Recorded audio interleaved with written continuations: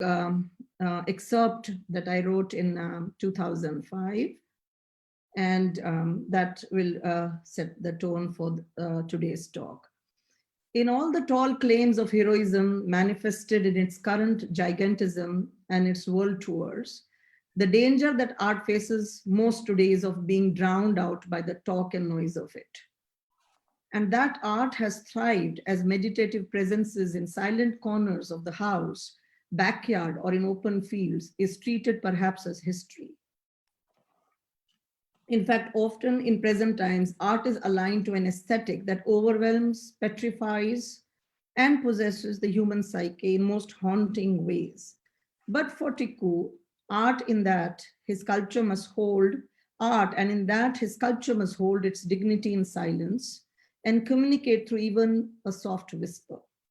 While he was born and raised amidst the impeccable beauty of Kashmir with luxuriant nature and picture perfect scenery, referred through ages by emperors and poets as paradise on earth, Tiku was drawn instead to civilizational markers and human made structures of sites, sacred sites, historic ruins and shrines, and later refugee shelters.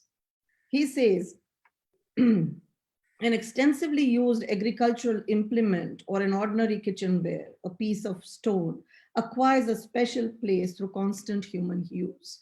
And that really becomes an inspirational point for him, or a trigger for him to start his work. Born in a small village in Kashmir, Wadwan, he actually is a very interesting artist because he comes from a multidisciplinary training. He did his bachelor's in science and then in law from Kashmir University in 1974. But then eventually he landed up where his heart led him to, which was a 5-year course in sculpture from the Institute of Music and Fine Arts in Srinagar. Tiku has taught at the Institute of Fine Arts, Jammu and Srinagar. He was also a visiting professor at Musahiro Art University, Tokyo. He has won several awards, done several exhibitions. He was a national awardee in 1993 and also a Padma Shri in 2013, especially because of his understanding and his searching for sculpture as a materialization of thought.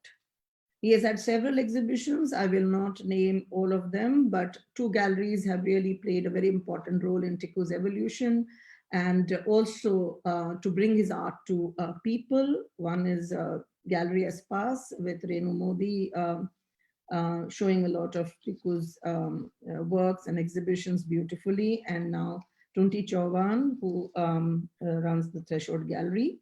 And some of these exhibitions include Womb and the Sprout, which was at Threshold, Metaphors in Matter, which was at Gallery Espas, Museum of Memories at Threshold, and it goes on.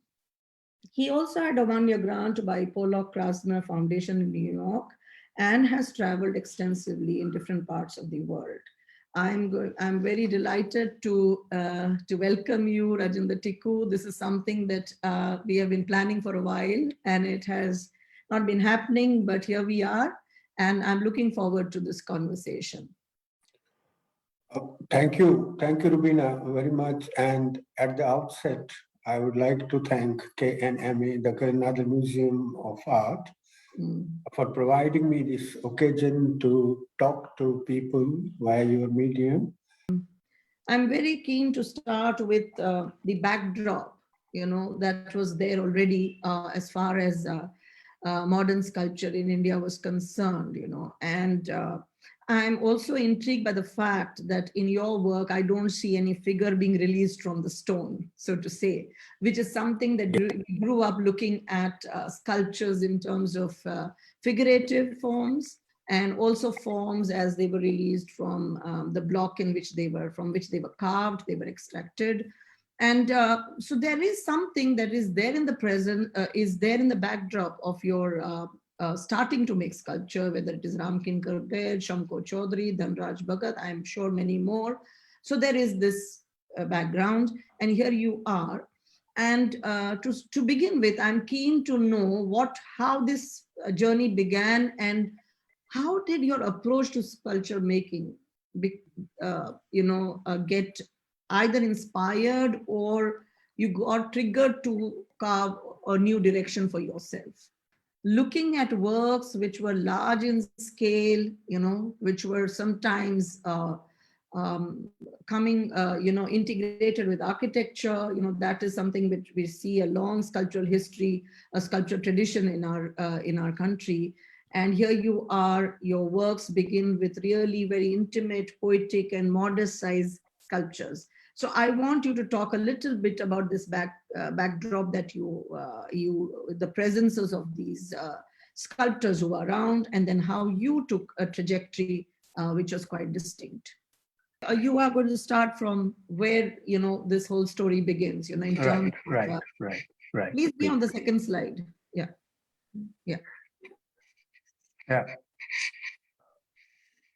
The slide which is being shown right now is No, I want you to speak about the backdrop, this whole backdrop. Yeah. In fact, I was interested in drawing and painting at my school level only, but then we didn't have any arrangements for the study of art. I tried my best, and I could not, have the schooling in terms of art because I studied in a village school and we didn't have arrangements. And as such, I tried to do various things, but in terms of making sketches and doing paintings of flowers, and in terms of doing even the needlework and many other things, because there was not a formal training available. But as I, reached higher classes, I had to go to the city of Srinagar for my studies, where I came to know about the presence of an institution called as Institute of Music and Fine Arts, which helped people who would be interested in art to pursue their interest.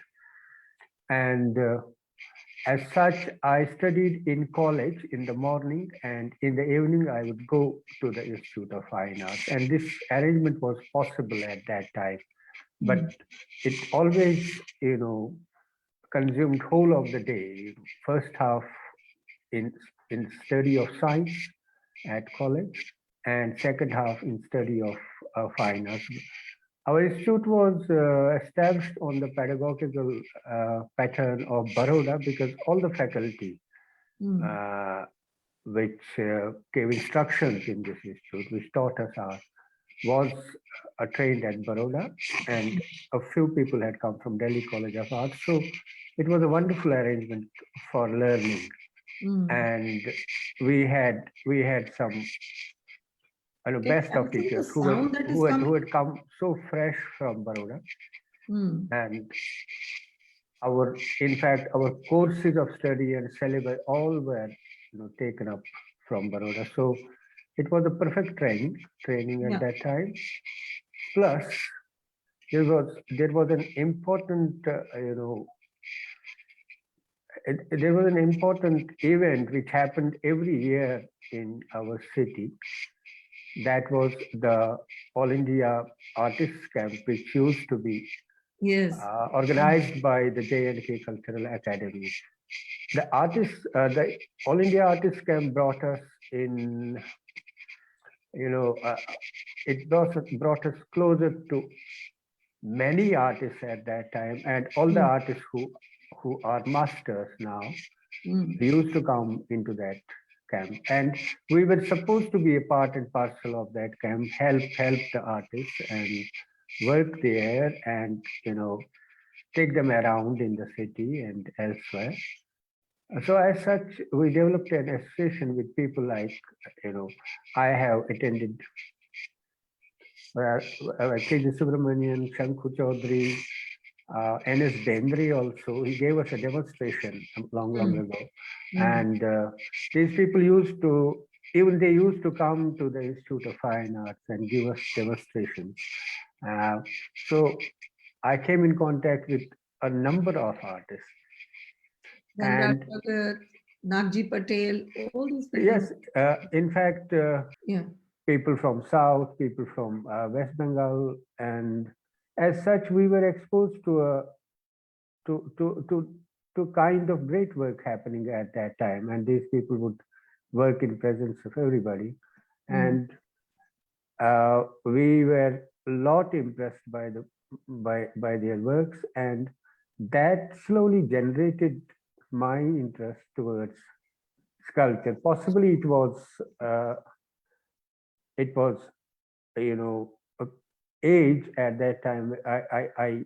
I felt fascinated to do tougher work, which came to me in Mm. terms of sculpture. So You going have back to the often, Institute of yeah. Fine Arts, Mm. I opted for specialization in sculpture after Right. spending 2 years of preparatory courses, Mhm. and as such, my work into sculpture started.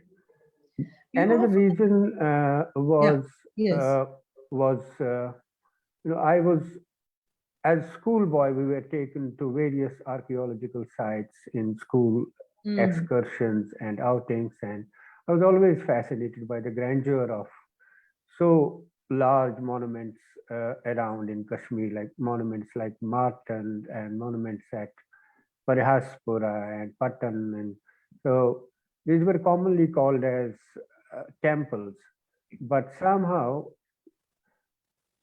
these attracted my attention because they were.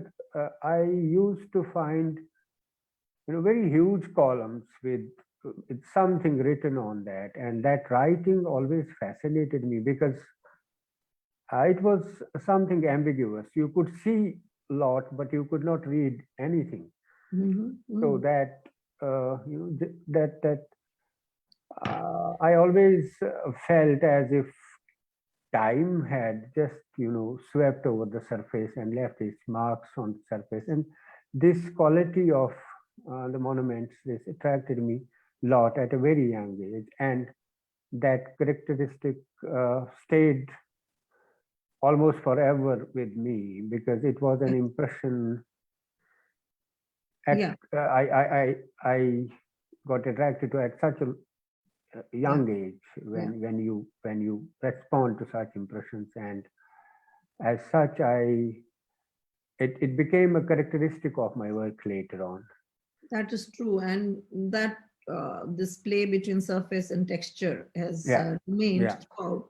But yeah, you're talking about monuments, you're talking about these large scale monuments around right. big sculptures that you saw. But when we come to your scale and size of work, Yeah, which is I in one of the conversations you told me that you started with even making little sculptures which you could hand hold, which were two yeah, inches yeah, 3 yeah, inches. yeah. I'm interested in knowing where did that come from, the whole idea of a poetic intimate sculpture making, which is so much ingrained in your practice. Yeah.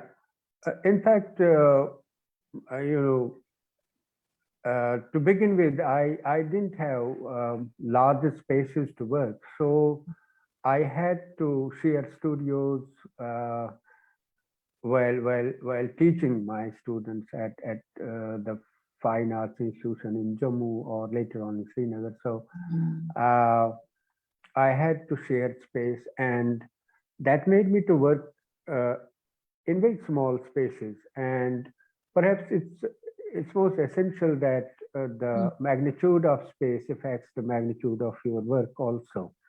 That's one thing. And second thing is that I always liked the tactile quality of my works, and I always preferred to complete a work with my own hands, and so that I could feel it. And as such, my scale generally remains small. Mm. And at that time, it is uh, the availability of materials is also pertinent, and Mm. you know, and especially when I shifted from Srinagar to Jammu. Uh, Jammu doesn't. We do not get stone as um, Right. we get it in Kashmir, and Mm. so I had to switch on to other materials like Mm. clay and wood, Mm. and these came to me as materials which I had to handle with my own hands, and this is perhaps the time when possibly every sculptor tried that, every sculptor used to work with own hands, and now it has become somewhat different. So, But I also remember in one of our earlier conversations, you yes, saying that you came from this small village and you used to make your own toys to yes, play. yes, Yeah. Can you I talk would, about that? coming to that, uh, being born and brought up in a village, and Hmm. we were almost, isolated, and as a child, I had to do everything for myself, including making toys and making things for my own amusement. Hmm. So that always, kept me so close to Hmm. material as such. Hmm. I had to use clay, I had to use wood in make. For example, we made watermills and things like, rides for us, and Hmm. so everything had to be done with two hands and whatever understanding pertaining to material you could have. And Hmm. that, that nature always worked with whatever I did later on. So whatever, it never mattered to me that my things were small, but I Yes. just wanted to, do everything myself, including designing of uh, pedestals for fireworks, everything. Hmm. And that kept on with me for almost whole of the time. That's how it affected the size also, because I always wanted to complete my things myself, uh, and uh, So this and kind of quality of attending to details and to things and to the whole process.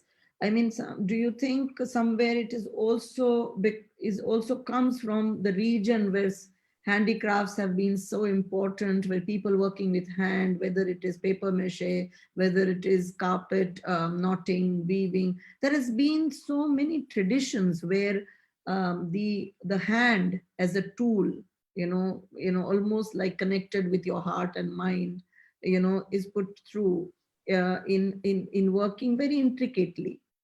yes, How do you see that? yes, Mm.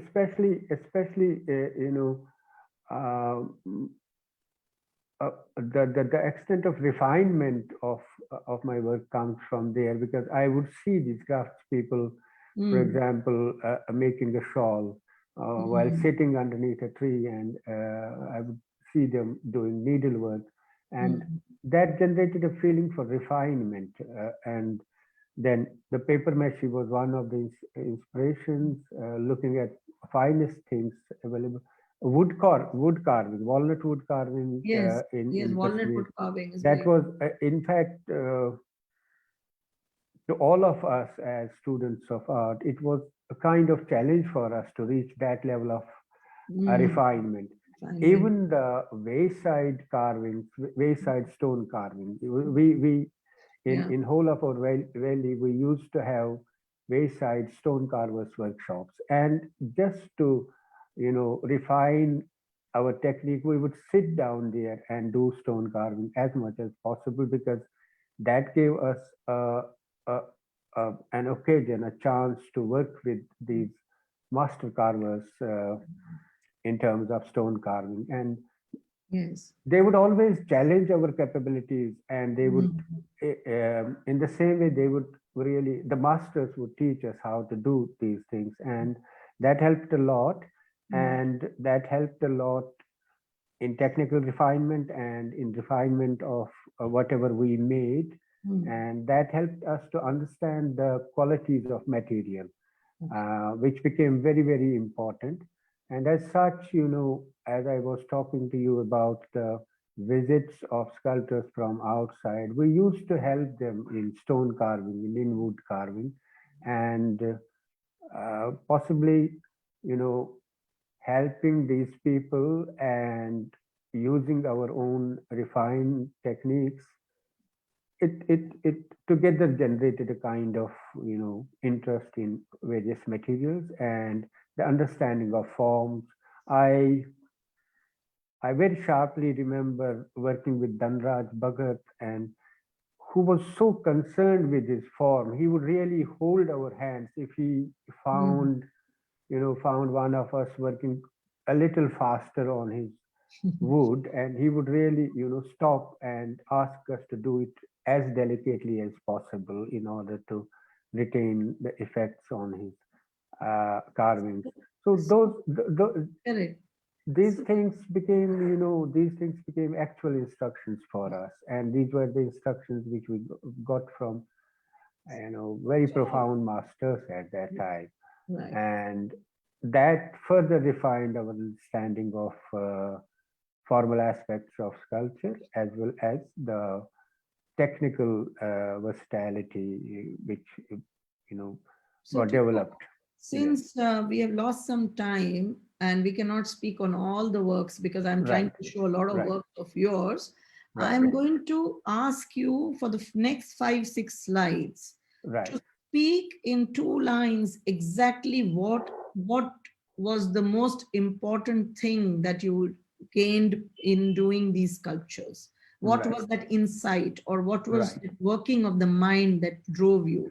So, like right, these, I've only seen these figures. I've not seen right. such figures in your abstract figures in your work, abstracted figures. Can you just briefly tell us what was so important for you here? What was In, your learning? Yeah. yeah, yeah. In fact, it was I was so much attracted with gaze in Yes. Assyrian and Hittite Yeah. sculpture, and I tried to capture. I mean, I tried to you know do those effects as much as possible, and that's how I came to this very simple shape. But Mm. of course, with a kind of gaze, and there's a lot of calligraphic graffiti on the surface also. Yes. That was my impressions which I talked to you, Yes. which were taken from monumental stone carvings in Kashmir. Yes. Can we go to the next one? Let's see next.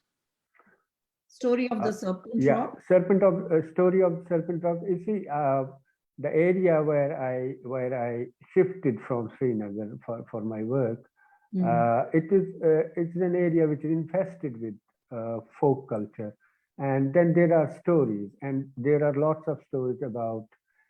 We have got this Naga cult in a lot of Naga temples in the area, and I moved on foot from place to place and saw certain images which were very intriguing and Right. very interesting as works of art.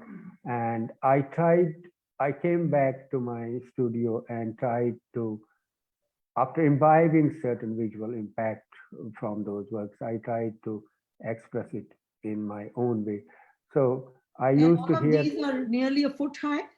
Nearly a foot high. yeah, this is almost a foot high and uh, almost 1.5 foot. Yeah. Is the length, is the breadth of it, and it's Mm. almost 1 foot thick Mm. also. And Right. I have taken the impressions from locally available boulders in the river, Mm. and then Yes. developed the form on the basis of that. Next, Again, please. with lots of calligraphic Yeah. graffiti, which was Which is always there. attracting me. Yes. Next, please. Yeah. These are two works which are almost, the left one on my left side is called as Prison Diary, and this is like a personal situation when I found myself to be surrounded with absolutely a different culture than one from where I had come.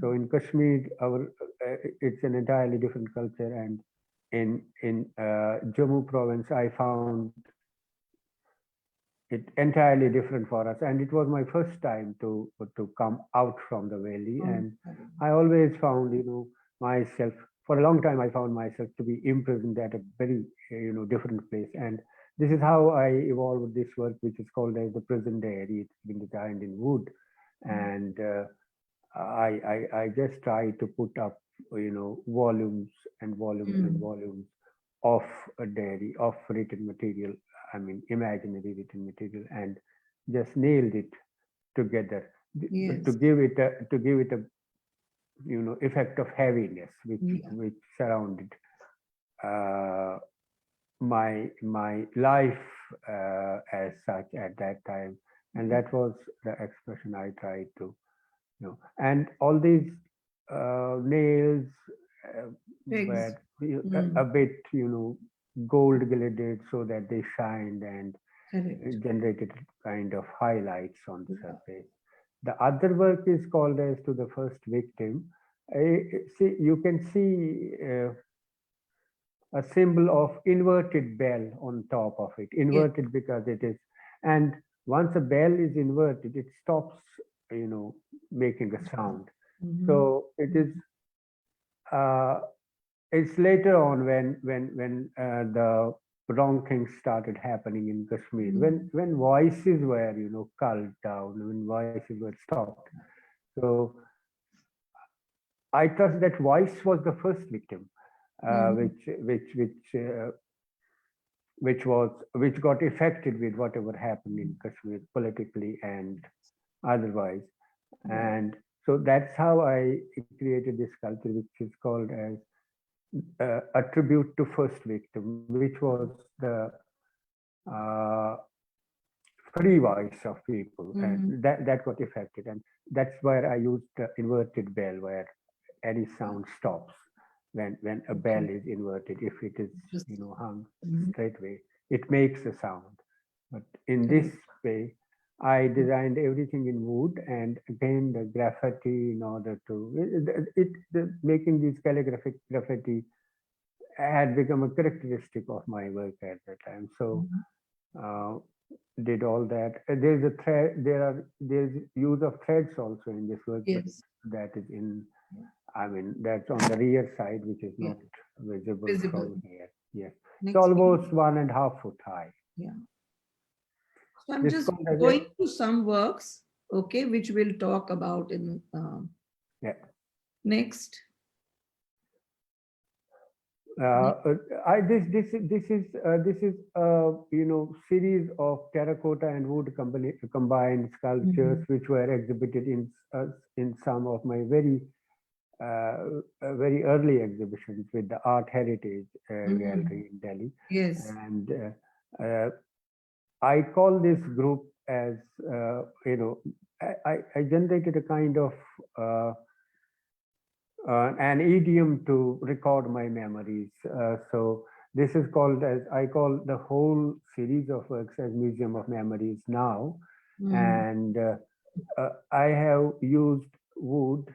I have used terracotta mainly, and in combination with wood and thread. Thread has been a recurring Very element, important recurring for you. material with me, and I always believe that thread has the quality of segregating ordinary, segregating extraordinary from ordinary, and it has got the power of defining the areas and defining the knots, emotional Yeah. connections, and uh, in order to make things look special, we always tie threads. We tie threads around trees. We tie threads around anything. Yes. And my work at that time was so much inspired from on the Wayside signs, which we find in abundance in the area where I worked. And I tried to, gather those effects and apply Yeah. those in my work in whatever way I could, Yes. and just generate the effect which you're seeing. This is called as the Vasuki. Vasuki Mm. is the name of a Mm. serpent, and we have got shrines in our area Mm. dedicated to Mm.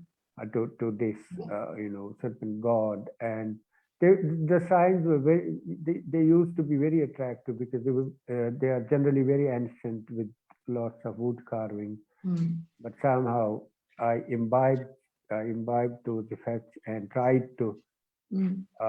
put them up as much Mm. possible in my work. Yeah. Yes. Next, please.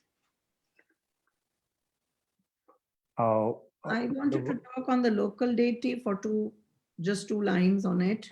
How? yeah, local deity is again, it's again an image of the generated from the Naga temples. You can Mm, see the hood.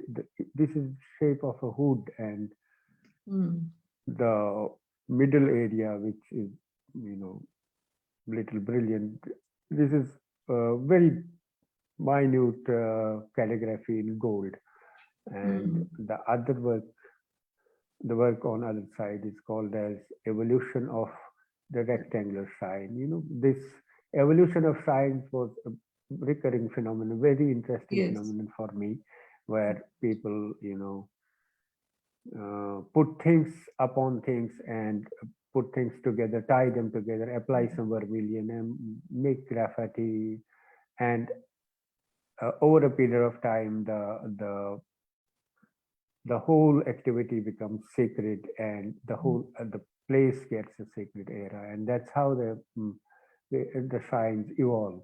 And I saw this phenomenon as a live phenomenon for the first time in my life, and Mm. tried to you know imbibe from it and then apply it in my forms.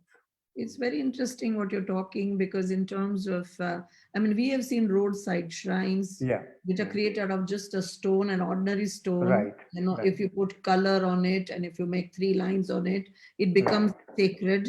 You know, right. our attitude and approach towards it changes. Even trees that become sacred because of the threads you Yeah, tie, because of the things you offer.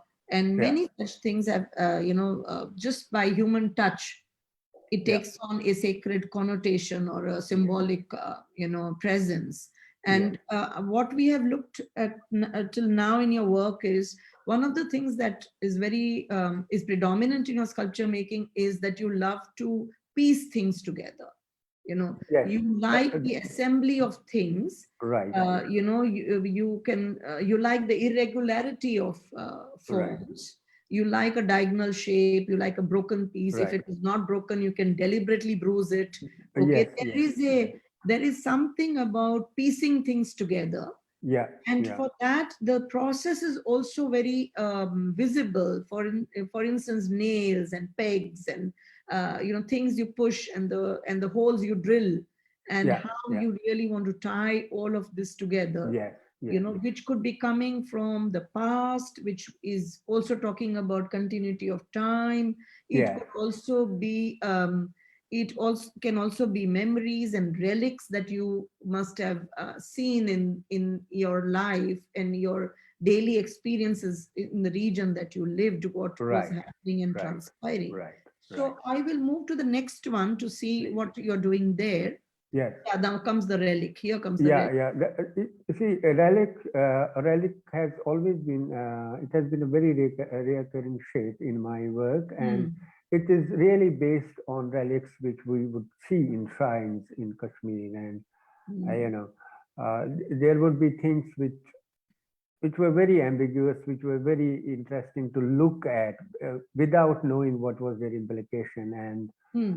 because they had seasoned, because they had Yes. weathered, and the qualities attracted. The very antique qualities of relics always attracted me as an object, as a visual object, and I tried to recreate such effects. And for that, I had to look for the pieces of weathered wood and seasoned wood and weathered wood, which has been lying there for quite some time, so that I could recreate the effect of. And then the compositional aspect of placing it diagonally, because the relics would generate a kind of movement, Mm-hmm. and which is well represented by use of diagonal in my work, and the color also. Color Yes. has been a part Color and is very parcel of. important. Yes, please talk Yes, it about has that. been a part and parcel of my Mm. work, because I believe that color plays an important role in our mano prakriti, which we call as, or Mm. you can term it as the visual psychology. Color has been very, very important, Mm. and it has been important in our monuments, in our temples, in our shrines, everywhere. Mm-hmm. So I picked up that aspect and in fact studied the use of color in contemporary sculpture, and that's how I came to use color, and it became it became a predominant character of my work. So Yes.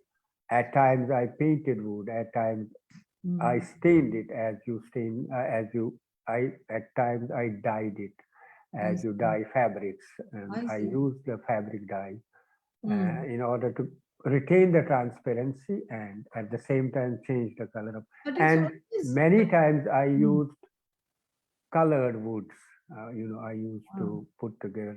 For example, mulberry wood is yellow in color, and Mm. some woods are very, very, very dark brown, and so I would try and find all the woods and combine them in my. So searching and finding of Yeah, material yeah, was also yeah, one exploration. yeah. And also Right, I find that when you use color or even when you gild gold, it's right. always very measured. It's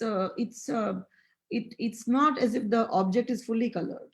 Okay. Yes, see, You're very sensitive to the fact where you want the beaten wood to remain as it is stained or as it looks yes, in its yes, ruggedness. These yes. osmotic relationships between contraries are very Right, important. right. Where It's something is important. polished and something is rugged. Right, When right. something is wounded, something is healed. You know, Exactly. uh, That's how I always try to enhance the material quality, because material mm, has been the most important stimulus in my work, and it's it's many times that I start my work as a stimulus, as a response to stimulus sure.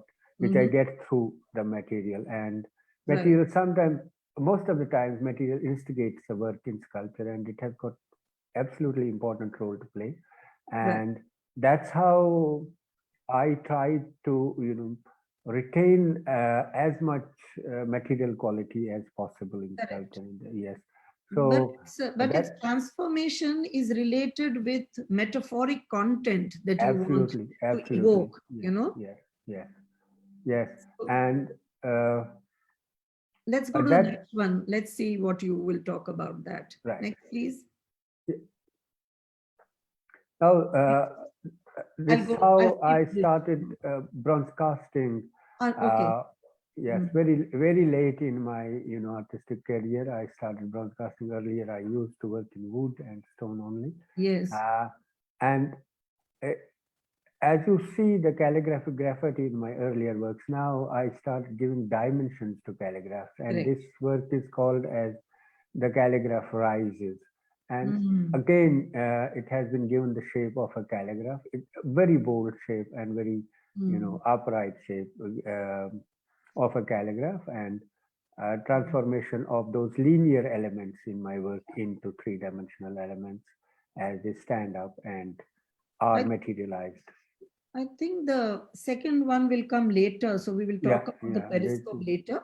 yeah, But I think you made an interesting point. Till now, you are talking about a combination of materials, yes, and yes, also a combination of techniques, you're right. which you utilize, and some of which are very inventive. As you work, you decide what you want to do.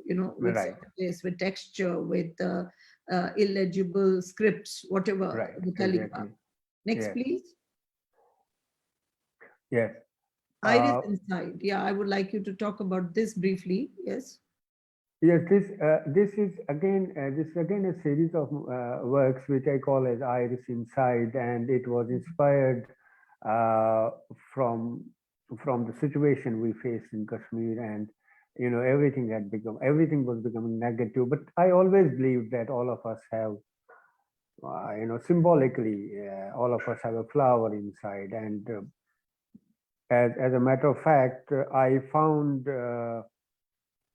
this in our landscape only, where you get lots of irises blossoming Iris. at one time, Mm. and even on the graveyards around in the valley, we have got lots and lots of irises.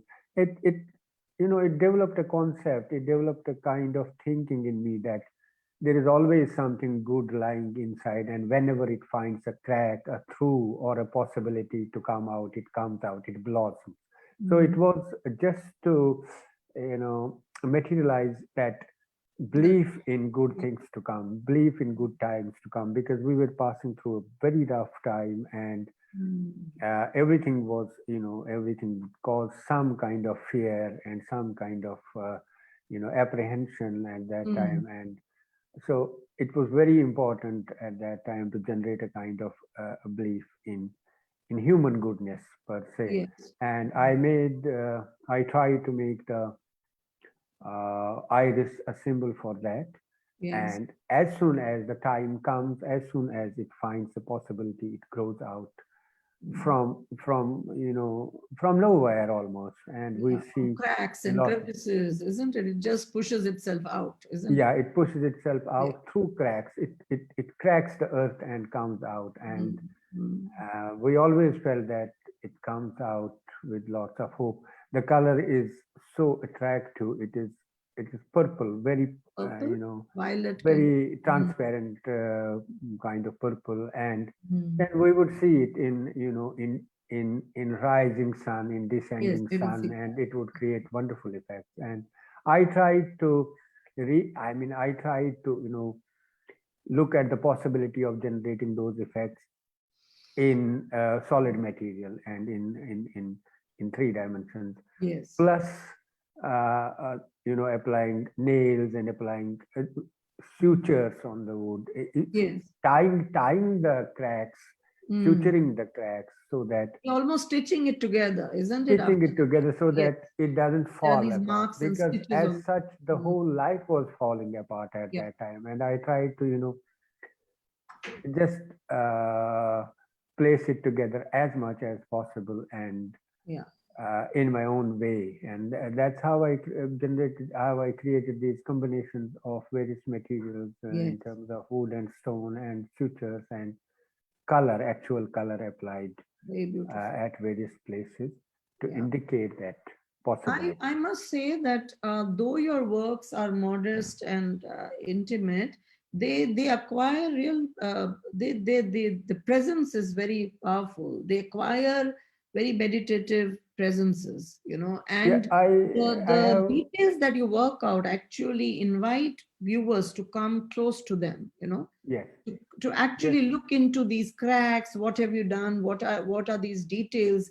right, What are these stitches on the skin right, of the material and things like that, which right, makes which really which creates the passages for engagement. This right, whole thing about engaging with what is the sculpture speaking about. right.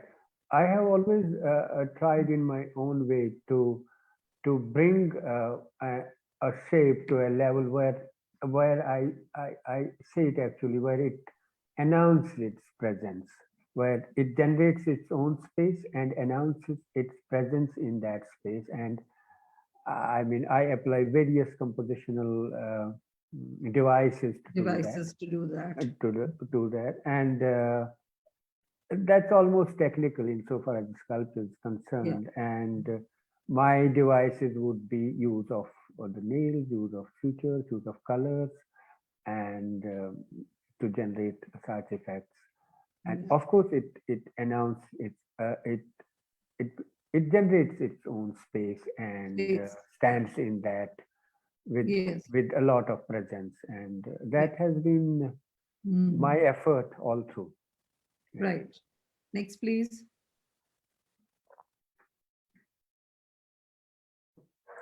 This is another work with a kind of same purpose. This is called as snow flowers appear first after the winter, because we at our place we used to have very harsh winters, which is indicated with black. Yeah, with the heavier part of Yeah. sculpture designed in stone, and then Mm. these flowers, which are really called as snowdrops, and they all of a sudden they appear once the snow melts, and once the winter is over, and they appear everywhere, Right. which is again the indication of of hidden hope Yes, blossoming out blossoming out. and reassuring us for Mhm. better times. Yeah. And again, I have used sutures and colors, and Yeah. this is the wooden piece is silver gilded, and it has Yes. got white color on it to indicate the Oh, lightness, the brightness light of of it. snow, and uh, the white flowers come after the winter. They blossom Yeah. out of nowhere, Out of indicating nowhere, that, yes. Next, please.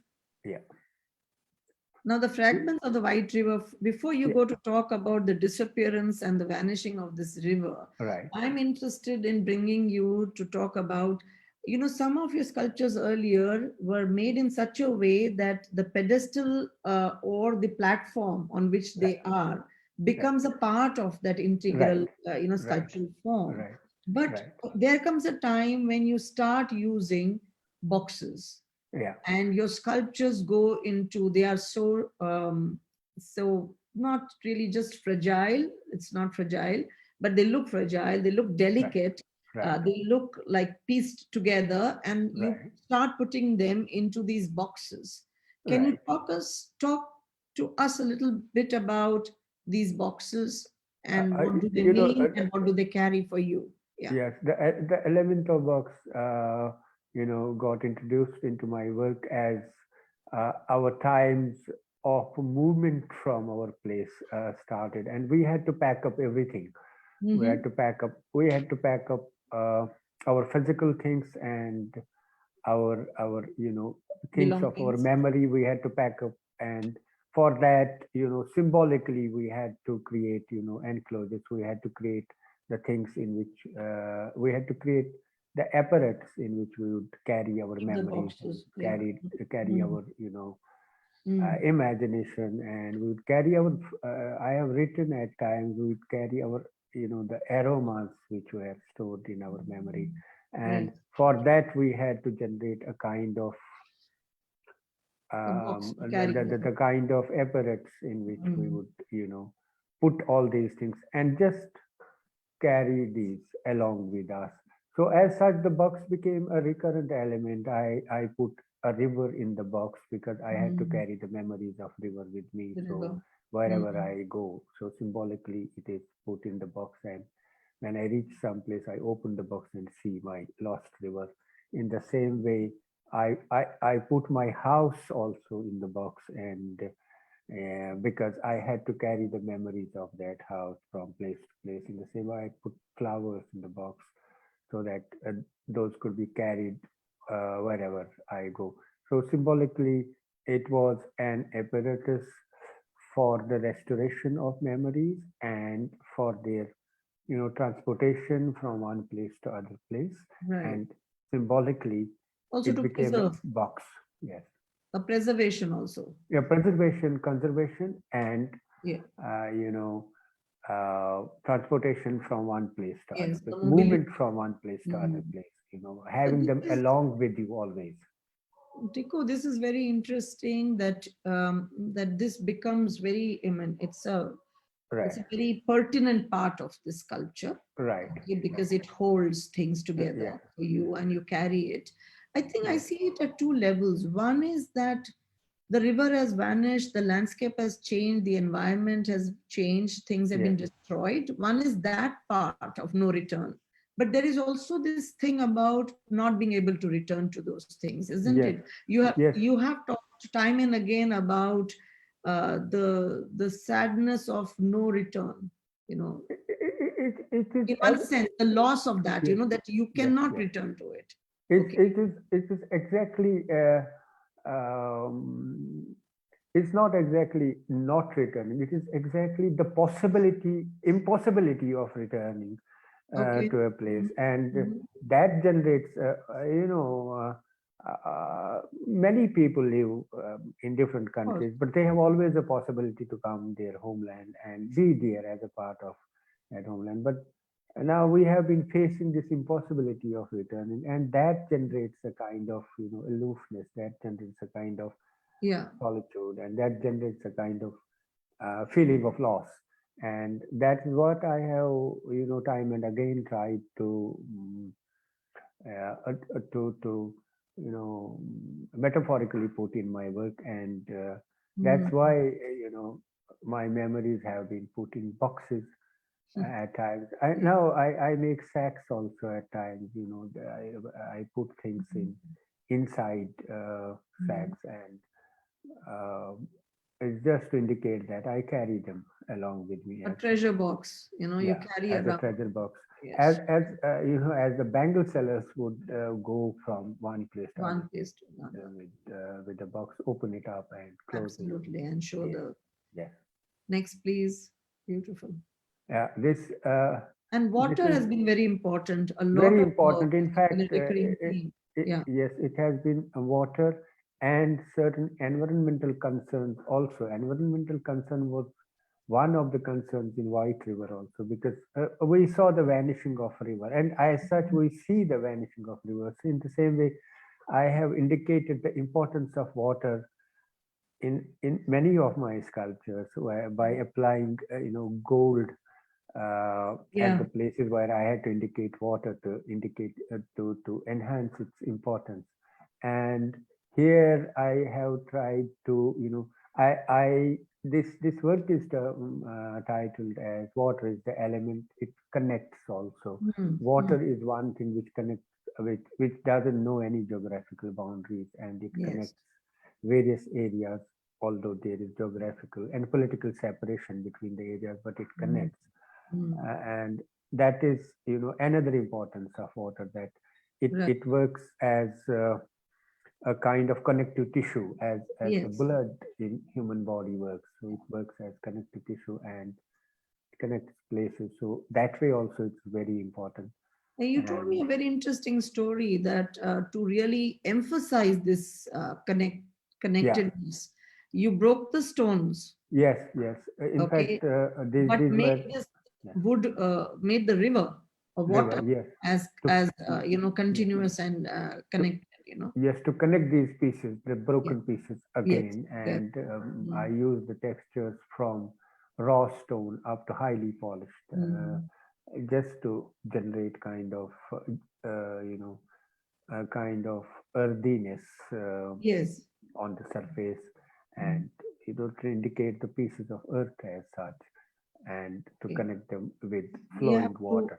Yeah, we will have to move quickly yeah, because please. we are already, okay. This So this is what is the again, element water is the again? element, as I was talking about, enhancing the effect of Yeah, water by applying gold. That is what has been applied on top piece, on top of.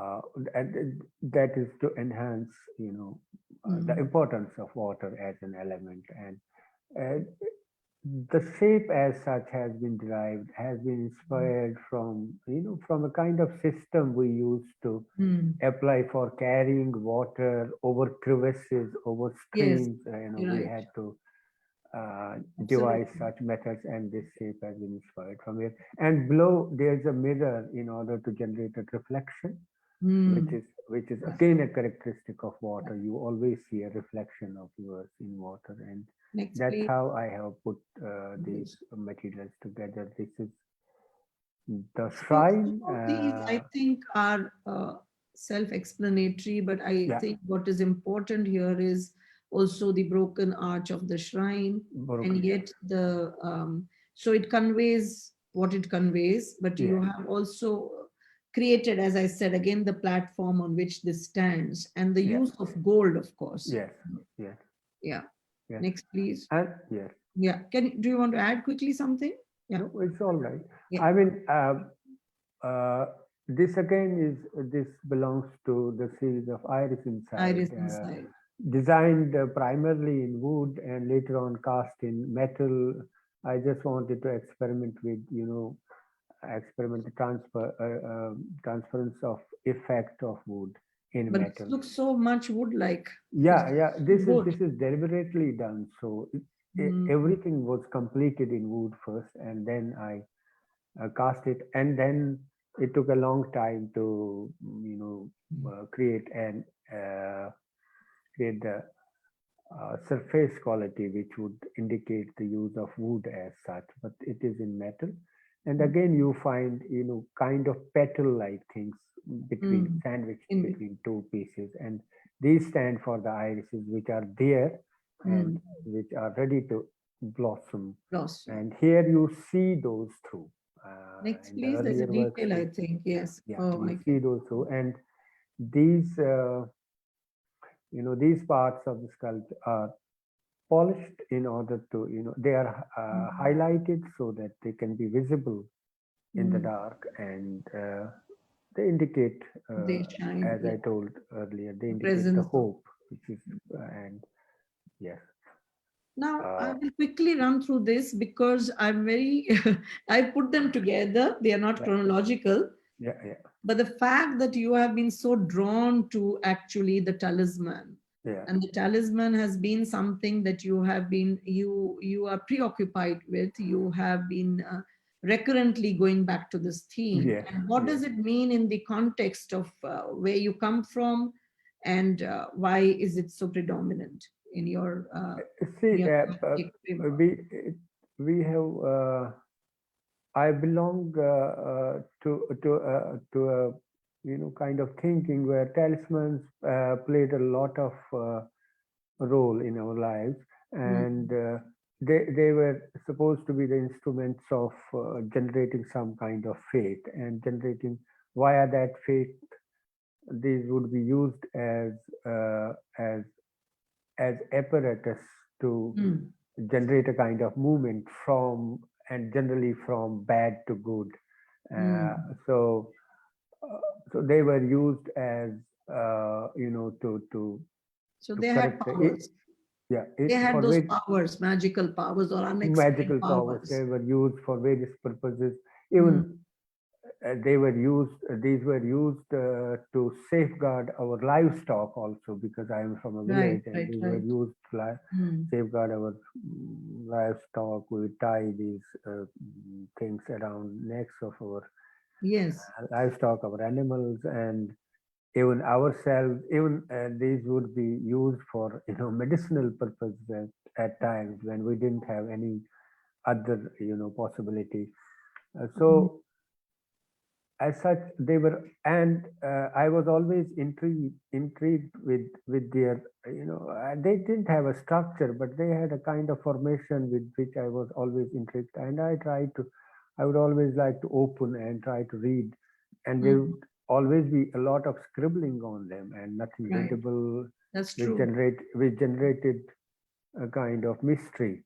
Yeah. And I always try to open that mystery, and using certain characteristics which were Next, imbibed please. from talismans, like scribbling and like use of threads, and Yeah. like the use of pegs Yeah. in a particular number. These will be Yeah. what you Next, call as please. odd numbers, or these would be 3 or 5 or 7, which used to be very auspicious, the numbers which used to be very auspicious, and I'm I just put going to them in run my through the talismans because we have a lot of slides. So right. these some I show just as examples, Yeah. which you were talking about, that there are sometimes some numericals on them, sometimes some images on them, and these are Right. all from various ancient cultures where the Exactly. talisman played a role. They Right. they forecast. They took away the evil, and they Right. brought in good luck and good charm. So Yeah. there is this thing that comes in your work. Next, please. And I'm just going to show some of them. Yes, I'm these just were going the to show. largest. Yeah, I'm just going to show them because we have Right. 80 slides. We are still on Right. 20th. So I have to Right. run through them. So Right. I'm just showing how you have reconfigured them in different ways. Exactly. Again, Exactly. using Try some to give them a dimension. Yes. yeah, a tablet, a stone tablet, Yes. sometimes something Yes. else, Yes. sometimes joining them together, and Yes. thread does play a very Yes. important role. Yes. So Yes. Everywhere. they are then placed in different ways. They're composed in different kinds of what to say containers Yes. or Exactly. platforms. Next, please.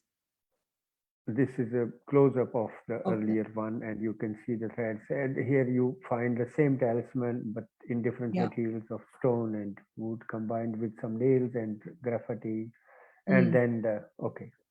But it is very interesting that your thought should go to the talisman because one, it of course takes you back to the past Yes. and to the times since mankind, it has been important. It has Yes, always it has been been very, very important. Yes. Yes. important, Yes. whether Yes. floods, whether diseases, whether Yes. Yes. destruction, whether, Everything. Everything. to just be able to live with a hope Yes. and some kind of an aspiration for goodness and for Yeah. something good to happen all the time. Yes. And As I that told you. hope is something which is related also with the condition in which or the circumstances in which Yes. you are returning to doing the talismans.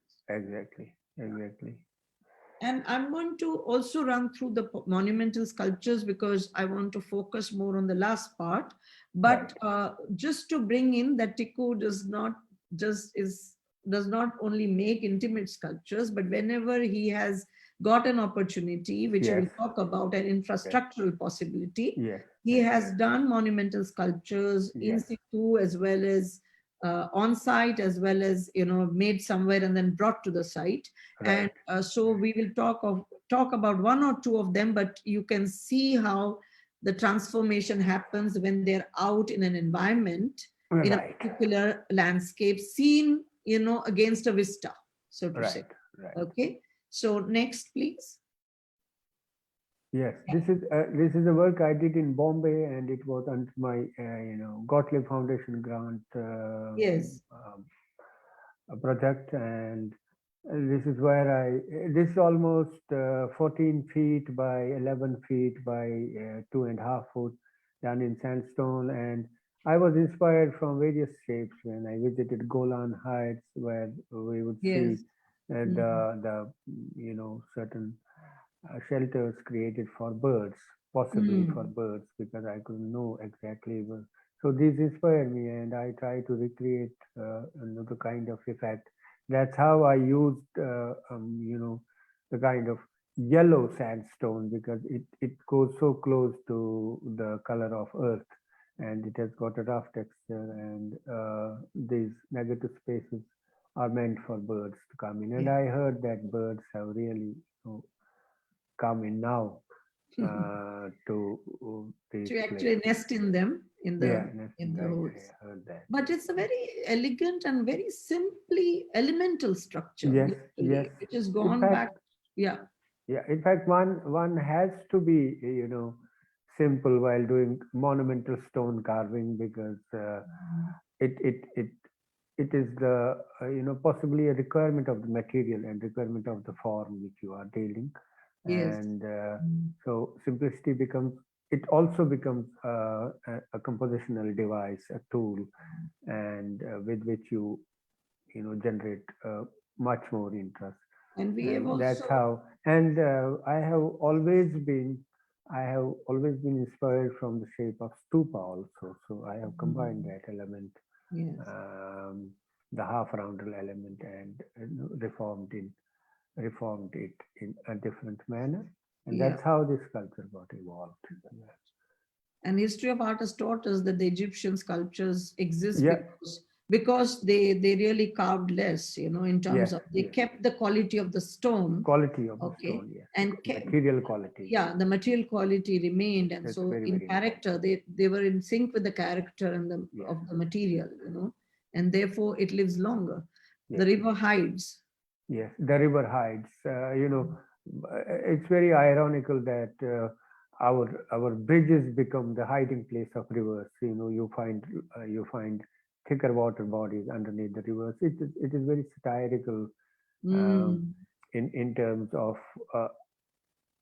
an environmental statement, concern about environment, because Yes. our rivers are depleting, and they find a sanctuary underneath the bridges now, and rest of the rivers, they do not. I mean, the water levels are depleting. Yeah. So this is just that kind of, and that's why I have tried to Was make. this place near a river? Was it made for a particular location, a specific Yeah, this place? stands somewhere around the lake Udaipur. We I see. and I got this opportunity of doing this monumental sculpture. This Mm. was an international sculpture symposium in which I participated, and this is a picture which has been taken on site, and this is what I have, but now it has been placed somewhere But else. is it correct to say that this is not weathered with age and time? This is how you have made it. I have made it together because Yeah, as if that the is your elements have interest. played their part on it. I have made it together, and I have made it to look as something very ancient. Yes. That's how this has been weathered, because that has been my main attraction to Right. monumental stone sculptures, that they are weathered when they come to us. And Yes. I like this characteristic, and Next, that's please. how I left it like that. Right. Yeah. Next, please. Next, please. I'm going to This is a this is the close up of detail. the Yeah. same sculpture. It's a very detailed work. This is called as the sanctuary of for a For a tablet, tablet. and again a concern for the conservation of our cultural traditions. This is Hold on. yes, this is called a sanctuary for a tablet. There is a tablet, and then there is a sanctuary for it, and Mm. this is done in red sandstone again in Bombay, and Mm. it stands in an open sculptural park in Mm. outside Bombay, some 80 kilometers outside Mm. Bombay. Again, And you are assembling parts, even in yeah, this. yes, these are parts of stone which have been assembled and Is it composed the in this sun way. in between? There's sun in between, and this is called as with yet another story, Sun Returns Home. We did these works on seashore, and we would Mm. see the sunrise and sunset at same almost, Mm. in reference to Mm. sea, and it always appeared to me as if sun is going out and then returning with boatmen there, and with it would correspond with their activity, or the fishermen's Yeah. activity would correspond with the sun. So, but both of them would return with some Mm. other story, So Next, please. that's yes. I'm This going is to called run. as Yeah, the shrine is uh, outgrown. It's the sign outgrew its own roof because it was the sign of faith. Uh, as I believe that signs of faith always grow, yeah. and they have got the potential to grow out, Mm.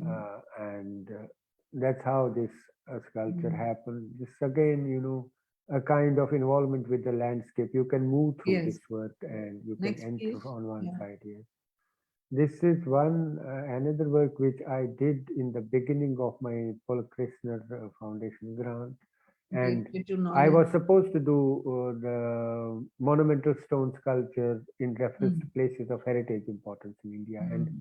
Martin became my first reference, and the Mm.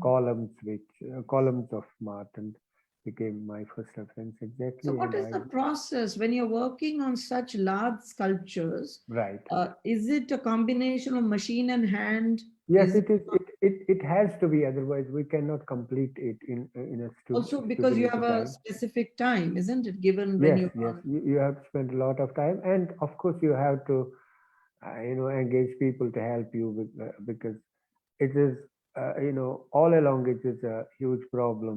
Even if you have to move these pieces of Yes. stone, if you have to Exactly. just give it a turn, Mm. it takes a lot of effort, and so that's where the machine comes in. That's where And the they crane weigh a comes in. lot, so they must be carried also in a Yes, particular yes. way, isn't It's it? a huge, job to transport these things and then later on install these and install these such things securely, Mm. because they have to be there forever. And Yes. so Yeah. you have to look to all those details, and, Mm. that's where sometimes the civil engineering comes in, Mm. the design part of it comes in, the distribution of weight on Yeah, ground also. That's all absolutely. calculated in order to make it, Next, secure please. for a particular place. This is called as the silent zone. This indicates a same block of stone which has been broken into two, and there is, Mm. if you see it from inside, there is calligraphy, Mm. I mean, which rises out, and these two stone blocks, they Mm. enclose further blocks which have been Mm. designed in mild steel. Mm. So this was just to Yeah. indicate silence. That's why I have retained the monumentality of stone, its Mm. material quality. Of Yeah. course, from inside it is Right. finished to a greater extent, but from Next, outside please. I have retained its qualities. Yeah. This is Next, called as, please. yeah. I'm going to now move. This again is The one river work. rises. Yeah, Yeah. river rises. This is right on the bank of Ganga in Banaras, and this is as a prayer for, as a prayer The river to for a not river deplete. to rise. Right. Yeah. Right. Yes. That's why this is. I The did it shrine. at Harmony Foundation in Bombay, and this again called as shrine. There's something hidden inside, deep inside, which Right. you can see. There are certain Mm. caves, and there's this calligraphic graffiti which has risen as a relief on the surface, and Mm. the whole thing is designed something like a, chadar. And Mm. this is an earlier work which is called as the a blue circle in an inner circle. It indicates, the expanse of our inside, which is, Mm. I have used the color blue in order Mm. to indicate the, you know, the grandeur inside of a human being, and that's why I call it as the Next, blue. please. Yeah, blue circle. This So is, somewhere you have talked also about, I remember you were telling me that sometimes people have asked you whether these works come from a museum because they have a reliquary quality, yeah, they look yeah, relic-like, they look yeah, old, they look yeah, ancient, yeah, like this forgotten icon, this yeah, milk pot which you were yeah, talking milk about. pot, yes, yes, These are things also very specific to a culture, you know, yes, the way you and talk about how this pot used to always hang at your home, yes, yeah, on the wall, yeah, and you have sealed it here with some milk spilling out. yeah, spilling out, yes, Yeah. yes. And But these are such works are generated as a result of our my deep-rooted association with these forms, and hmm, it is a reflection of those associations, yes. and these have never diminished in their attraction for me. Hmm. So I make these. They start with something like a pot, but then over a period of making of these, they get Yeah, transformed into something else, right. and that's how they become important. Yeah. And again, a combination of Materials, yes, material and wood also and the jute, usage of and it. yes, Yes. the pot is also gold plated at Mhm. places just to And sometimes it's very fascinating to look at the shape and form of these objects, yes, yes, which were made with a with a lot of sensibility towards how its use would be and how they'll be hung. For right, instance, this whole idea of hanging the pot rather yes, than yes, having yes, it. and for that I try to create a kind of structure in wood, and Yes, I mean, it's various. I mean, its different parts are done in different yeah, materials so that all of them work together. together. Next, Yeah, please. yeah. This is Stupa form. We have talked stupa. This about is it. It done keeps in bronze. recurring in your work. Yes. Yes, yes. Yeah. This is called as black key, Yeah. and again a combination of materials. And black key stands for it's a kind of political statement. I also make political statements through my work at Yeah. times, and uh, this is like the ambiguity of system, of which we are also a part. This indicates that, and that's why I call it as black key, and black stands for ambiguity here. But I have my own elements of this. Yeah. Was part of an exhibition which was done on the theme of kintsugi, which is a Japanese wabi-sabi, the actual materialization of a concept of wabi-sabi, where you join the broken things and make them work. So a lot of time, these are actual twigs, isn't it? Yeah, From these are actual twigs, and I and you have been cure, using what do this you do? material. You treat them? Yes, these are called as cured twigs because they are seasoned. Next, They please. have been, Yeah, yeah, they are seasoned. They have been mitigated also, and so that they stand forever. And I see. this is Next, yeah, this is called as CT scan of a this, head. yes, CT scans. I did a series of these 1, 2, 3, 4 CT scans was to indicate something which is which to indicate, to show something which is happening inside us. And for that I had to go for this, the concept of CT scan, which is a method of seeing things lying deeper in our body. Yes. So yes, Next, so please. yeah, this is a CT Again, scan a of CT scan of a yes, a reliquary. reliquary where I have used the elements from Ushnisha, Lord Buddha, and then these have been, put in a safe sanctuary, and this is It is part very of that. interesting when even when you make a sculptural form, Yeah. you materialize and visualize it as a fragment Yeah, or as something that has come from somewhere, which has yeah, been pieced from somewhere. The yeah, whole yeah. is, In fact, through my exhibitions, many people, people from time to time have, stated like that. ये तो आपके work है लेकिन निकाले कहाँ से आपने, तो I would, म्यूजियम से निकाले कि yeah, कहीं से excavate किए, people would think that I have excavated them. that you've unearthed them from somewhere. They were already lying there and I have just excavated. So I was taken more as an archaeologist many times rather than a sculptor. But of course, that is the character of my work. Yeah. Right. Next, please. Again, the The box and snow box flowers. and snow flowers in that, yes.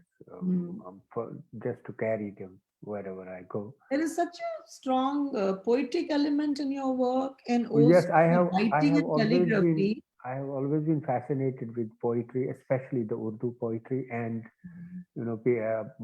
poets like Munir Niazi and Yes, there is such a Ahmad long Nadeem tradition. Qasimi. They always fire my imagination, and I mean, they challenge the imagination. I believe that Munir Niazi should be read as a lesson in our aesthetics, Asian aesthetics. So they have always fascinated my. And I was reading somewhere about Allama Iqbal, and I found out that he was a descendant of a Kashmiri Brahmin family. Yeah, yes. And some very interesting things, and a lot of women poets. Yes. Poets. Yes, That yes. region, very powerful, very, very evocative, and amazing poetry that has come out of that region, written by women, Yes, So, very, very inspiring, and I have used it at various places in my work. Used it for titles, and used it for the kind of explanation I have to give for my work. Yeah, some of your titles do that. They are poetic, and they explain or give a cue into what into what it is. And of course, you also told me once that poetry carries this kind of a delicacy, Urdu poetry, in which you feel this. A very powerful thought can also be very beautifully, a couplet can be created out of it, or a very delicate way of saying things which are very harsh. Yes, and I mean, there's poetry which doesn't stand for versification like Munir Niazi, and You Yeah. know, Mm. he advocates non-versification of various things, and that's what we call as pure poetry. And Mm. that the concept of pure poetry challenges you to do pure sculptural work or pure work in painting, uh, You have which Larded, you doesn't have which doesn't Cartoon, you talk, have many of those. yes, which doesn't talk about anything else but itself. Yes. So Mm. that's most important, and that's challenging also, and that's a learning experience also. That's how the Urdu poetry. I have always been interested in And Urdu as also a the language. fact that nostalgia or sentimentality can be dealt very differently Yeah, in poetry, because there is longing, there is desire, there is pain, there is yeah, separation, there are yeah, all these emotions. yeah, Okay, and those are very important for you because your sculptures actually draw their strengths and energies from many of these emotions, exactly, and exactly. translating these emotions into a physical form is Yeah, not always possible. it's not. Yes, So it can only be done by piecing things and yes, putting fragments together, putting together. Yes, words of some kind, yes, that echo in your mind. yes, yes, How would you really find a language of that in forms?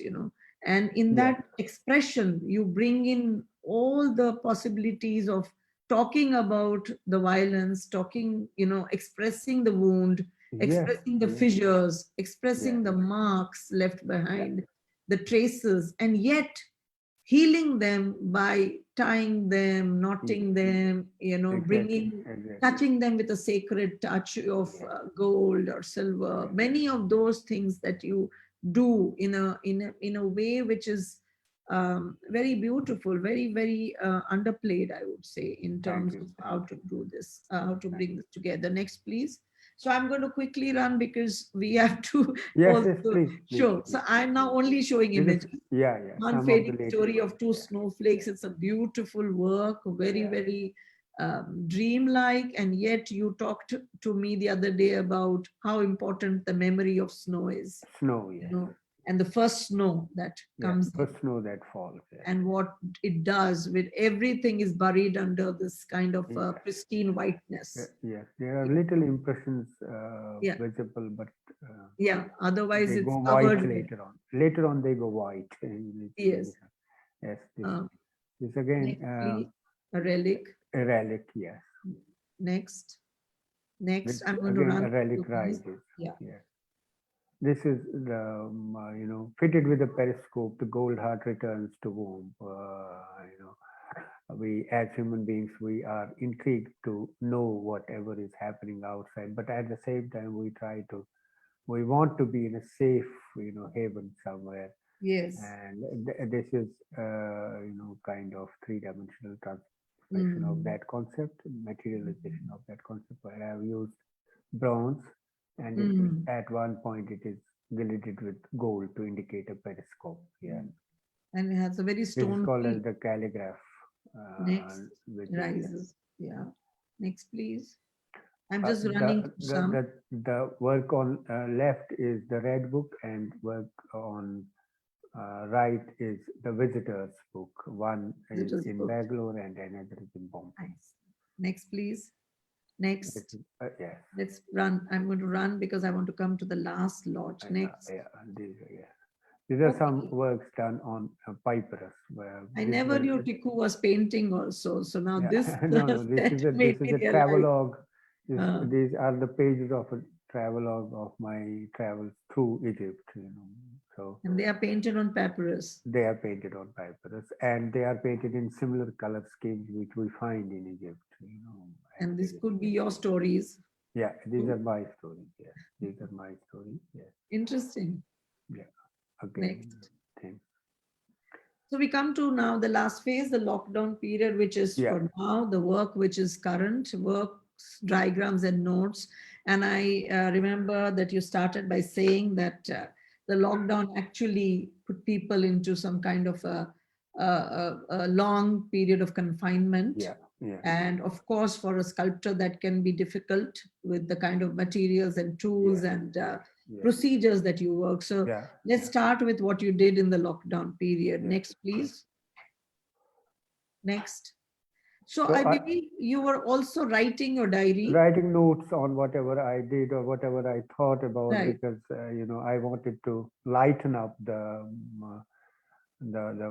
very heavy environment, very heavy which was created around us Right. because of the COVID.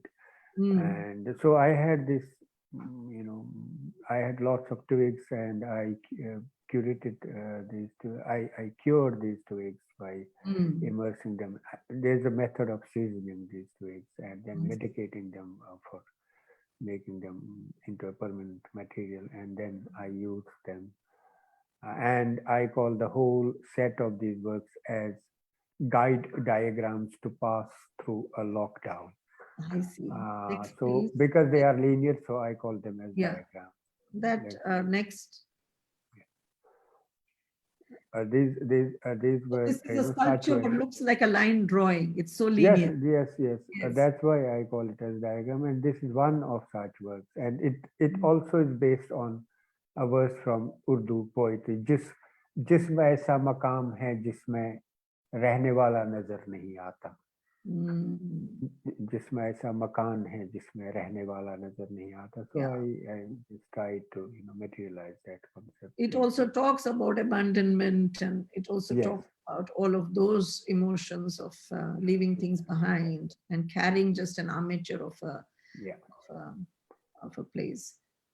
This is how I try to do small little things, possibly to make drawings with these twigs. Yes, so you were almost drawing with these twigs. Yes, a temple, a turbine, a well, and a cell. So this was just a kind of rhythmic titles and rhythmic forms. And it is perhaps the first basic kind of process of time, which all of us do since our childhood. Tying things together. This, of course, is much more refined in the way you are visualized. I have used twigs, and I have used Bhutanese handmade paper on which I see. Next, please. Beautiful. Next. This is a life still. This is a reversion of still life, which we generally do in art. So this is because everything became still. The life as such became still. So this is to indicate the stillness of. You also told me that because the period became so dark and heavy, there was a need to make something light. Something very light. So these sculptures gain that kind of a weightlessness and lightness about them, about their being, as you created. And it was also about yourself, your release from that kind of. I tried to make certain things which look as playful, but of course it was a kind of in-depth exercise for me. In some way, it could also be returned to your childhood. Yes, exactly. Making those things with hand and almost which are of that size. Making things and naming them later on. Naming them. Naming them later on. This was called as something unknown and something unseen, because that was the characteristic of the times we passed through. And you have written Lal Date, 1320. Yes, she was this poetic saint. Beautiful. So I was. This is called as. This is again a shrine which I have created in the simplest, materials and simplest way by tying them. By framing, and this is very important for me. This is called as also reliquary. That's an interesting title. Can you talk about that? Yeah. Yes, ribcage is also a reliquary because we always say, जैसे हम कहते हैं सीनू में राज दफन रखे हुए हैं, तो because it so as such, in addition to our head, the rib cage becomes an apparatus to. सीने में दफन है कुछ राज, कुछ कहानियां, कुछ किस्से, कुछ शायरी में बहुत इस्तेमाल होता है. Memories, yes, memories, right. And we use breast cage as the storage house for those memories, and that's how I have used rib cage as a reliquary. But it's become quite organic now in terms Yes, of it is. its, It is. I its mean, language. later on I designed its display also in order to give it a different credibility. Next, please. Yeah, So I'm going to show this is a some more close of up of them. the same. Mhm. Yeah. And some beautiful things that you've written. I have read through, but I Yeah, don't. I kept on writing. Whatever came to my mind, I would always. I mean, it's my habit to have a notebook Mm, generally by my side, and whatever comes to my mind, I write, even mm, if it is a quotation or even if it is a thought mm, which I see. This is how I designed the uh, display of reliquary. Rib mm. cage is also a reliquary. This is Right. enclosed in an acrylic shape box. Yeah. Next, Yeah. please. This again, As the green uploaded as the the tree green is uploads, the tree resurrected slowly yet slowly but certainly. certainly. And this is about the regeneration of trees, which happened through Mm, COVID because of less of human interference around mm, them. These are both of the trees are in a diagonal disposition, so that they're trying to stand up and become trees again. mm, And this had been a practice of our childhood also. We had to safeguard trees by tying ropes around them, by giving mm. them support at some time. That is what Yes. came to my mind again, and Mm, I designed the next. right. This again on the Again, same. another one. I have sutured it and put green. These are Mm, used the green color for its regeneration, sutured the cracks so that it mm. gets resurrected. And there are some notes on the left But I side. must say that in these works, I see uh, from that very sheen of ancient past time and age, there is something green and fresh about the Yes, way yes. these works. These are like almost new sproutings of hope, and I'm something like that comes to my mind when I Yeah, see, and you know, you see, as that if was वो अभी exactly. भी बहुत delicate हैं, अभी भी Yes, yes, they're yes. just sprouted, as if they're just growing. There is a there is a sense of that kind Yes, that yes, comes to that's me. exactly what was needed in the hard times Yeah, right. in which Yeah, I did this. That was what was needed. yeah. Some It should kind have of some kind of a renewed energy and renewed. renewal and refreshing of Yeah. the Next, air around. Yes, next, please. this is the Germination. germination again, a seed which has Mm, germinated, and this is all done in gold gilded wood with mm, twigs, cured twigs, and yes. it's again done in the same time, to Mm, indicate hope.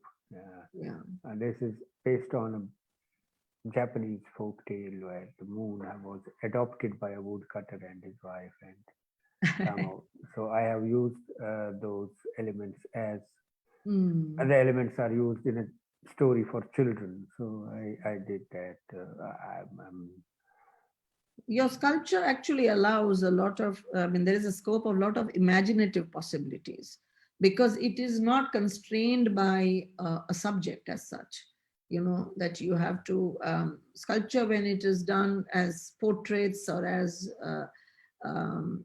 mythical figures or yeah, as yeah, yeah. something else, and has that kind of, you have to Yeah, adhere. you see, But in I would, yes, at this point, I would like to say that sculpture itself is a language for me, and so Mm, it doesn't depend on some other language. So right, correct. Mm, so that's how I deal with it. So it comes yeah, to a state where it indicates what I think it indicates, yeah. and uh, that's how these delicacies come into my Mm, work. Yes. mhm. Next, please. Next, please. This is Next, uh, this again. This is birth of a birth of a stupa. stupa. Yes. Mm, So the shape within is like a stupa, and mm, with a chhatri on top of it, and yeah.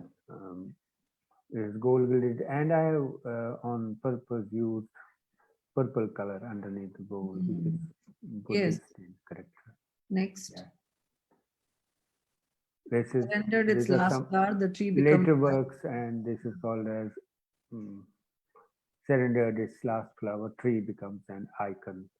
It's how, how tree does everything for us, and then it surrenders. This is painted wood and with gold gilded iron on it. Again, sutured at various places and tied with threads. Now these knots become the wish knots. They are in different colors. right. Different Oh, I colors see. from each other. They are for suturing, and at the same time they are to fulfill certain wishes, because now it has become an icon, so it can, it to me it gains those powers,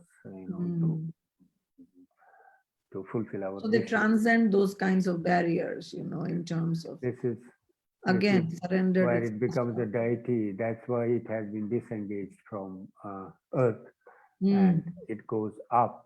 mm. It rises up, and It also takes an ascending form, isn't it? yes, ascending form, and this is again a humanoid, Mm, which I rarely use in my work.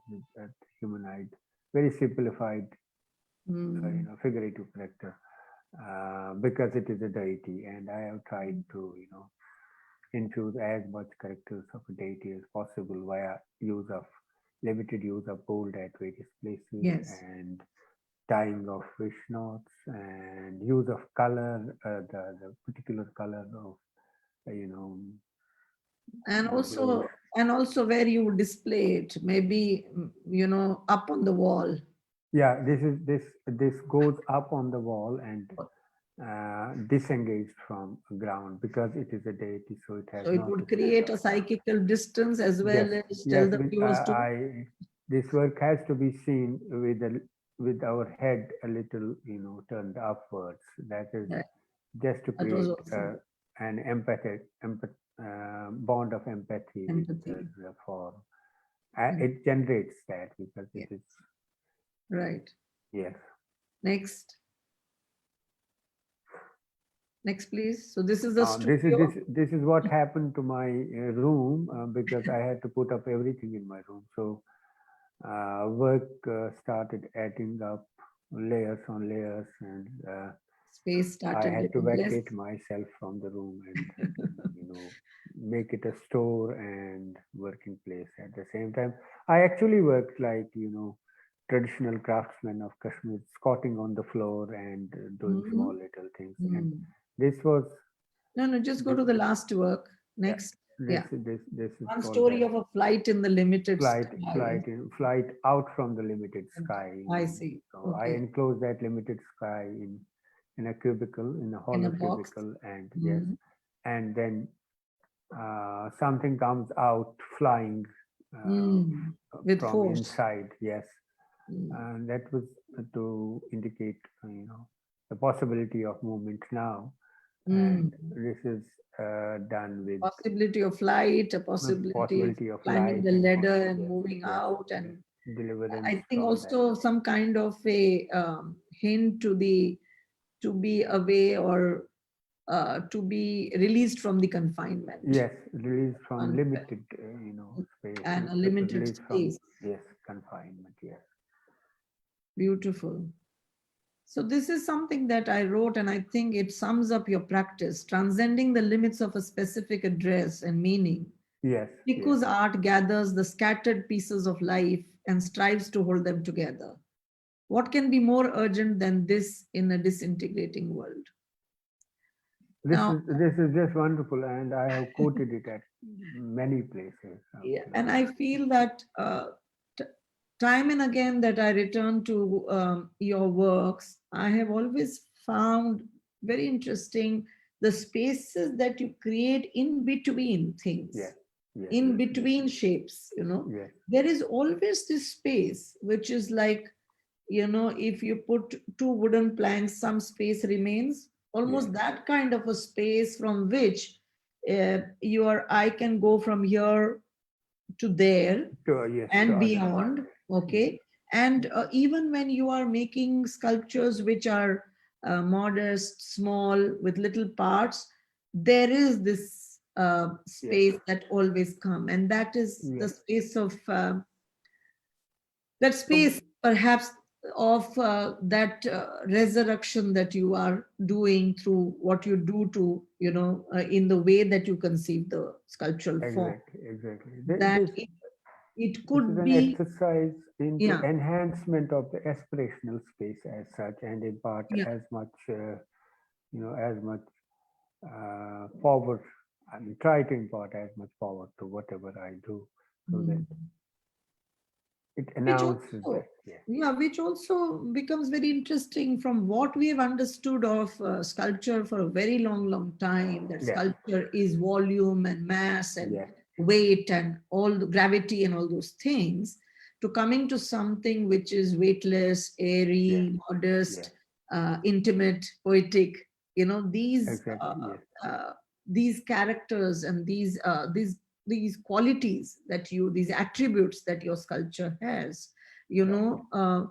as I said in the beginning, that there is a serenity about them, there's a dignity about them, that Thank you.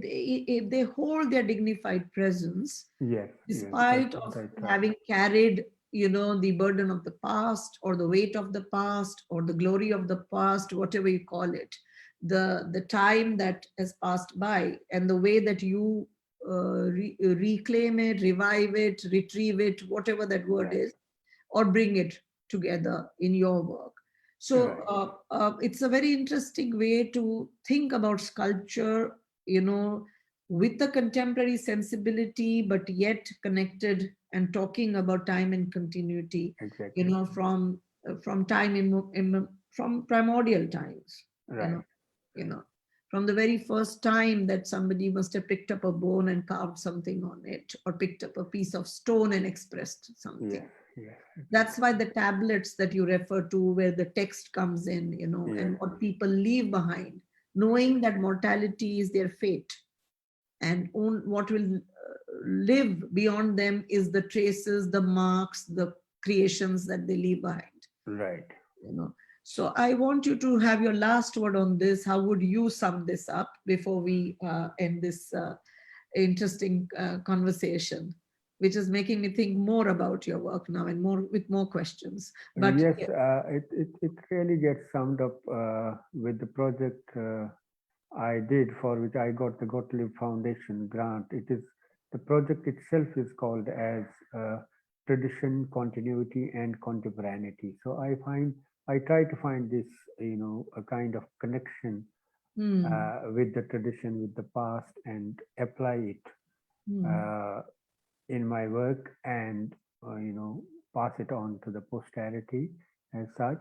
So you see all the three levels happening at one and the same time: Hmm. the Hmm. past, the present, and uh, What would be the and future? the times to come. Hmm. And at times, and that's how my sculpture shifts from past to present and to future.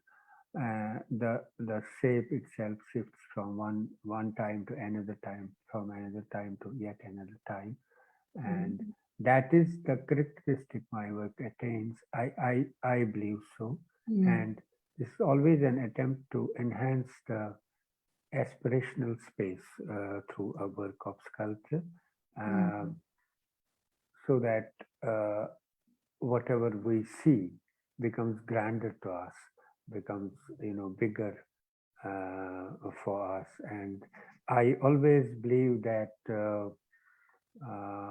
sculpture is a phenomenon which transcends its, if it is good, it has to transcend its material and physical limitations, and narrate something else to us, narrate the, you know, transition of time to us Hmm. as such. So that has always been my attempt, and I try to